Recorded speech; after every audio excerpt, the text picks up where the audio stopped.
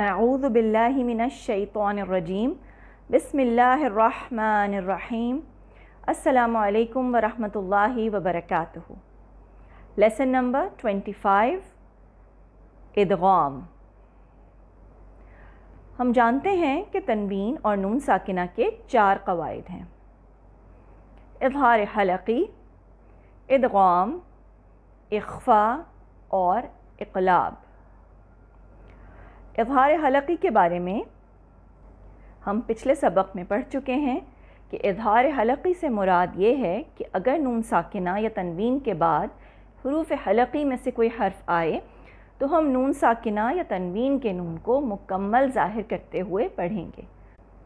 اس کی مثال ہے من خوف۔ آج ہم دوسرا قاعدہ یعنی ادغام کے بارے میں پڑھنا شروع کریں گے انشاءاللہ۔ ادغام تھوڑا سا طویل ٹاپک ہے، لہٰذا یہ 1 سے زائد لیسنز میں کور کیا جائے گا۔ ادغام کے لغوی معنی کیا ہیں؟ ادغام کے لغوی معنی ہیں داخل کرنا، مدغم کرنا، ملانا، ادخال یا مرجنگ۔ یہ تمام معنی ادغام کے معنی میں آتے ہیں۔ اصطلاح میں ادغام کی تعریف یہ ہے کہ ساکن حرف کا متحرک حرف سے اس طرح مل جانا کہ دونوں حروف دوسرے حرف کی قسم کا ایک مشدد حرف بن جائیں۔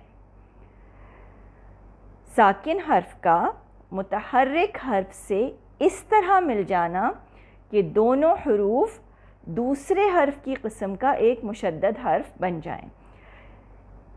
یہاں پہ 2 حروف کی بات ہو رہی ہے، پہلا جو نون ساکنہ یا تنوین کا جو نون ساکن ہے اس کی، اور دوسرا حرف جو اگلا حرف ہوگا جس سے وہ مل رہا ہوگا وہ متحرک ہوگا۔ تو پہلا حرف دوسرے حرف سے یعنی پہلا ساکن حرف جو ہے وہ دوسرے متحرک حرف سے اس طرح مل جائے کہ دونوں حروف دوسرے حرف یعنی متحرک حرف کی قسم کا ایک مشدد حرف یعنی تشدید والا حرف بن جائیں۔ یعنی جب کوئی ساکن حرف کسی متحرک حرف سے اس طرح مل جاتا ہے کہ وہ متحرک حرف میں مدغم ہو جاتا ہے، مرج ہو جاتا ہے، اور متحرک حرف کی مشدد شکل ہمیں مل جاتی ہے تو اس کو ہم ادغام کہتے ہیں۔ سمپل ادغام، یہاں اگر نون اور میم کسی چیز کا بھی ہم ذکر نہ کریں تو بھی یہ سمپل ادغام۔ ادغام کے بارے میں ہم آگے بھی پڑھیں گے انشاءاللہ، آگے بھی ہمارا ایک چیپٹر ہوگا جہاں ہم ادغام کے بارے میں پڑھیں گے، جو کہ میم، نون ان سب سے ہٹ کے ایک اور ادغام ہوگا۔ تو ادغام کی بیسک ڈیفینیشن یا بیسک اصطلاحی تعریف یہی ہے کہ پہلا حرف جو کہ ساکنہ ہو وہ دوسرے متحرک حرف سے اس طرح مل جائے کہ دوسرے حرف کی مشدد شکل ہمیں مل جائے، تو اس کو ہم ادغام کہتے ہیں۔ اس کی مثالیں کچھ دیکھ لیجئے۔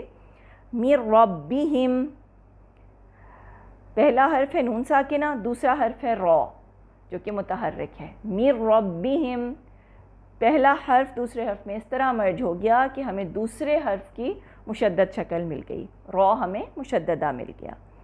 من لدنک، نون ساکنہ لام سے مرج ہو رہا ہے، یہاں پر لام سے مدغم ہو رہا ہے۔ من یعمل، نون ساکنہ یا سے مدغم ہو رہا ہے۔ من ماء، نون ساکنہ میم سے مدغم ہو رہا ہے۔ یہ تمام مثالیں ادغام کی مثالیں ہیں۔ اس کو ہم جیسے جیسے تفصیل سے پڑھیں گے انشاءاللہ آپ کے لیے مزید واضح ہوتا جائے گا۔ اب چونکہ پہلا حرف دوسرے حرف میں داخل ہو جاتا ہے، جیسے کہ ہم نے پڑھا من لدنک یا من یعمل یا من ماء، یہاں ہم دیکھ رہے ہیں کہ پہلا جو نون ہے وہ دوسرے میں کیونکہ مکمل داخل ہو رہا ہے اس لیے پہلے حرف کا مخرج ختم ہو جاتا ہے اور صرف دوسرے حرف کا مخرج استعمال ہوتا ہے۔ من یعمل، ہم دیکھ رہے ہیں کہ نون کا مخرج، ہم نے جو بھی مثالیں دی ہیں آپ کو، جتنی بھی ہم نے ابھی آپ کو 4 مثالیں دیں ان میں نون کا مخرج کہیں استعمال نہیں ہو رہا۔ ہماری زبان نون کے مخرج یعنی دانتوں کے جو اگلے 2 دانتوں کے جو مسوڑے ہیں ان کو نہیں لگ رہی۔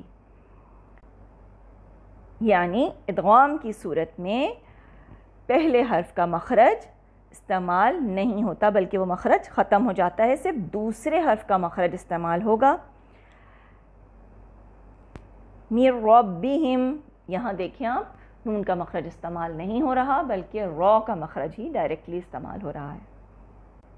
ادغام کے کل 6 حروف ہیں، یا، را، میم، لام، واو، نون، یا پھر مجموعہ کے طور پہ ہم اس کو یرملون کہتے ہیں۔ یہ 6 حروف نون ساکنہ یا تنوین کے ادغام کے ہیں۔ یرملون جو مجموعہ ہے یہ نون ساکنہ یا تنوین کے ادغام کے 6 حروف کا مجموعہ ہے۔ اگر یہ 6 حروف نون ساکنہ یا تنوین کے بعد آئیں تو ادغام کا قاعدہ لگایا جائے گا۔ ادغام کی بھی مزید اقسام ہیں۔ نون ساکنہ اور تنوین کا ادغام 2 طرح کا ہوتا ہے، ادغام مع الغنہ اور ادغام بلا غنہ۔ ادغام مع الغنہ یعنی غنہ کے ساتھ ادغام، اور ادغام بلا غنہ یعنی غنہ کے بغیر ادغام۔ ادغام مع الغنہ کے حروف ہیں یا، نون، میم، واو، یعنی یرملون میں سے یا، نون، میم اور واو میں ادغام مع الغنہ ہوتا ہے، جبکہ را اور لام میں ادغام بلا غنہ ہوتا ہے، یعنی بغیر غنہ کے ادغام ہوتا ہے۔ ادغام مع الغنہ کی بھی مزید 2 اقسام ہیں۔ ادغام مع الغنہ کی بھی مزید 2 اقسام ہیں، ادغام کامل جس کے حروف ہیں میم اور نون، ادغام ناقص جس کے حروف ہیں یا اور واو۔ یعنی ہم نے ینمو جو مزید ایک چھوٹا حصہ بنایا تھا، ہم نے بتایا تھا کہ ادغام مع الغنہ کے حروف ینمو، یا، نون، میم، واو ہیں، ان میں سے بھی جب ہم مزید اس کی کیٹیگرائزیشن کرتے ہیں، مزید اس کو اقسام میں ہم تقسیم کرتے ہیں، تو ادغام کامل جو کہ ادغام مع الغنہ کی ایک قسم ہے اس کے حروف ہیں میم اور نون، جبکہ ادغام ناقص جو کہ ادغام مع الغنہ کی دوسری قسم ہے اس کے حروف ہیں یا اور واو۔ آج ہم ادغام کامل کے بارے میں تفصیل سے پڑھیں گے۔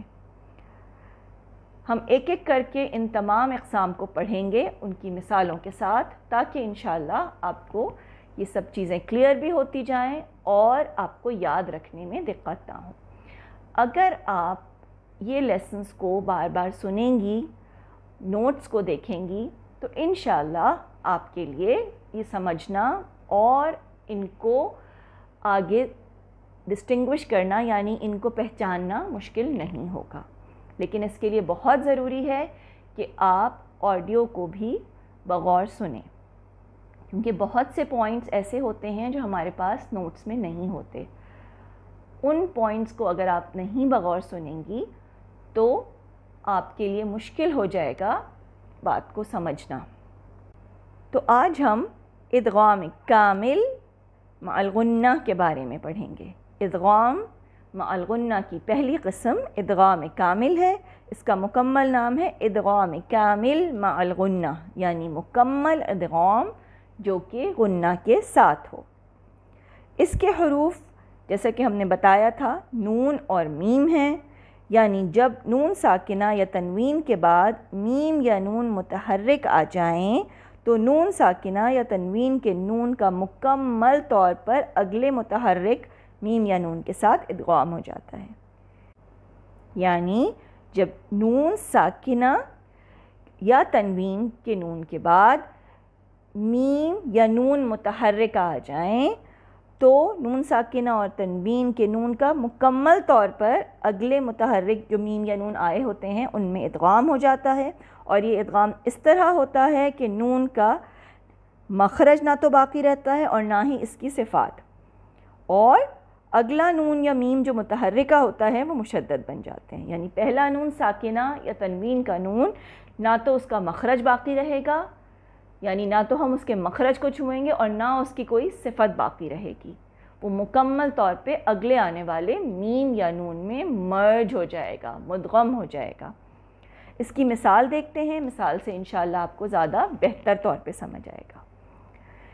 مثال ہے من نعمتن، یہاں دیکھیے نون ساکنہ کے بعد نون متحرک آ رہا ہے، من نعمتن میں نون ساکنہ کے بعد نون متحرکہ ہے، چنانچہ من کا نون ساکنہ اپنے مخرج اور صفات سمیت نعمتن کے نون متحرکہ سے مل جاتا ہے، یعنی اس میں داخل ہو جاتا ہے۔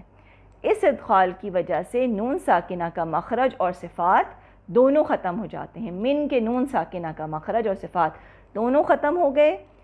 یہاں جو نون کی آواز ہمیں سنائی دے رہی ہے اور نون کا غنہ جو ہمیں سنائی دے رہا ہے، دونوں نعمتن کے نون متحرکہ کے ہیں، یعنی پہلا جو من کا نون تھا اس کا نہ تو مخرج رہ گیا اور نہ ہی اس کی غنہ کی کوئی صفت، یعنی وہ اگلے نون میں مکمل طور پر مرج ہو گیا، مکمل طور پر داخل ہو گیا۔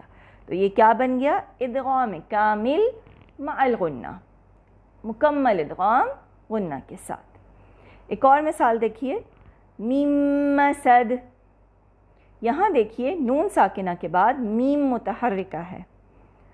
میم کا نون ساکنہ اپنے مخرج اور صفات سمیت مسد کے میم متحرکہ میں داخل ہو جائے گا، اور اسی کی وجہ سے نہ نون کا مخرج باقی رہے گا اور نہ اس کی صفات، کیونکہ وہ مکمل طور پہ داخل ہو گیا ہے، لہٰذا نہ اس کا کوئی مخرج باقی رہے گا اور نہ اس کی کوئی صفت۔ نون کی آواز ہمیں یہاں بالکل سنائی نہیں دے رہی، میم مسد، ہمیں ڈائریکٹ میم کی آواز سنائی دے رہی ہے، اور جو غنہ ہمیں سنائی دے رہا ہے میم مسد، وہ میم کا غنہ ہے، جو کہ میم متحرک ہے اس کا غنہ ہے، اور یہاں پر میم مشدد بن گیا ہے۔ ٹھیک ہے نا؟ مجھے یقین ہے کہ یہ آپ کو کلیئرلی، جب آپ اس کی مثال کو بغور دیکھ رہی ہوں گی تو آپ کو یہ بات بھی سمجھ میں آ رہی ہوگی انشاءاللہ۔ چنانچہ من نعمتن اور میم مسد، یہ دونوں جو ہیں ادغام کامل مع الغنہ ہیں۔ ادغام ہو رہا ہے مکمل غنہ کے ساتھ، لیکن یہ غنہ نون یا میم متحرکہ کا ہے جو کہ دوسرے حروف ہیں، اور یہ مشدد بن جاتے ہیں، تشدید ان پہ آ جاتی ہے، اور یہ غنہ اور جو ہمیں آواز ہے دونوں ہمیں دوسرے متحرک حرف کی سنائی دیتی ہے۔ پہلا نون ساکنہ جو بھی ہے، چاہے وہ تنوین کا ہو چاہے وہ نون ساکنہ خود ہو، اس کی نہ ہمیں آواز سنائی دے گی اور نہ اس کی صفت کوئی باقی رہے گی۔ تنوین کے ادغام کی بھی مثالیں دیکھ لیجئے، کیونکہ ہم نے جو دو مثالیں من نعمتن اور میم مسد جو آپ کو دی تھیں وہ دونوں نون ساکنہ کے ادغام کی تھیں، تو تنوین کے ادغام کی بھی مثالیں دیکھ لیجئے۔ او کصیب من السماء، یہاں دیکھیے کصیب من السماء، کصیب میں یہاں پہ دیکھیے تنوین ہے، با کے نیچے دو کسرہ ہے یعنی کسرتین ہے، اس کے بعد ہمارے پاس میم آ رہا ہے، یعنی تنوین کے بعد میم آ رہا ہے جو کہ متحرک ہے، چنانچہ تنوین کے نون کا مکمل طور پہ میم میں ادغام ہو گیا ہے۔ کصیب من السماء، امید ہے کہ یہاں آپ کو واضح طور پہ سمجھ میں آ گیا ہوگا۔ اگلی مثال دیکھیے، فی ریب مما، ریب میں دیکھیے یہاں پر با کے نیچے کسرتین ہے جو کہ اگلے میم سے مل رہا ہے، اس کی ہمیں نون کی آواز بھی نہیں آ رہی، کوئی صفت بھی نہیں آ رہی، غنہ جو سنائی دے رہا ہے وہ میم متحرکہ کا ہے۔ ایک اور مثال دیکھیے، وَقُولُوا حِطَّةٌ نَغْفِرْ لَكُمْ خَطَايَاكُمْ، یہاں دیکھیے وَقُولُوا حِطَّةٌ نَغْفِرْ لَكُمْ، حِطَّةٌ یعنی جو یہاں پر حِطَّہ کا جو گول تا ہے جس کو ہم تا مربوطہ بھی کہتے ہیں، اس کے اوپر دو پیش ہیں یعنی ضمتین ہیں جو کہ ڈائریکٹلی اگلے نون سے مل رہے ہیں، نغفر لکم کے نون متحرکہ سے، تو یہاں پر کیا بن جائے گا؟ حطۃ نغفر لکم، یعنی جو ضمتین کے ساتھ جو تنوین کا جو نون کی آواز تھی وہ مکمل طور پہ غائب ہو گئی، جو ہمیں نون کی آواز سنائی دے رہی ہے وہ نغفر لکم کے نون کی ہے، اور جو غنہ سنائی دے رہا ہے وہ بھی اسی کا ہے۔ ایک چیز مزید نوٹ کر لیجئے کہ ادغام ہمیشہ دو الفاظ کے درمیان ہی ہوتا ہے۔ ادغام کامل مع الغنہ عثمانی مصحف میں اس طرح لکھا جاتا ہے کہ اگلا حرف میم یا نون تشدید کے ساتھ ہوتے ہیں، جبکہ نون ساکنہ پر کوئی حرکت نہیں بنی ہوتی۔ تنوین کے لیے حرکات بالکل حرف کے اوپر نہیں ہوتی، بلکہ ایک دوسرے کے بھی بالکل اوپر نہیں ہوتی، بلکہ آگے پیچھے ہوتی ہیں۔ انشاءاللہ ان کی ہم آپ سے جب تفصیل میں پڑھیں گے تو ان کی پکچرز بھی آپ سے شیئر کریں گے، لیکن ابھی جب آپ اپنا مصحف میں دیکھیں گی، اگر آپ عثمانی مصحف استعمال کر رہی ہوں گی تو یہ تفریق آپ کو بہت آسانی کے ساتھ نظر آ جائے گی۔ انڈو پاک مصحف میں ادغام کسی بھی طرح کا ہو، دوسرا حرف ہمیشہ مشددہ ہی ہوگا اور تنوین کی بھی کوئی الگ شکل نہیں ہوگی، اور نون ساکنہ بھی ہمیشہ سکون کے نشان کے ساتھ ہوگا۔ انشاءاللہ ادغام ناقص مع الغنہ اور ادغام مع الغنہ کی استثناءات ہم اگلے سبق میں پڑھیں گے۔ امید ہے کہ اگر آپ مکمل طور پر دھیان کے ساتھ ان کو پڑھیں گی تو آپ کو بہت اچھی طرح سے یہ پوائنٹس، یہ چیپٹر آپ کو سمجھ میں آ جائے گا۔ جزاکن اللہ خیرا کثیرا و احسن الجزاء۔ السلام علیکم ورحمۃ اللہ وبرکاتہ۔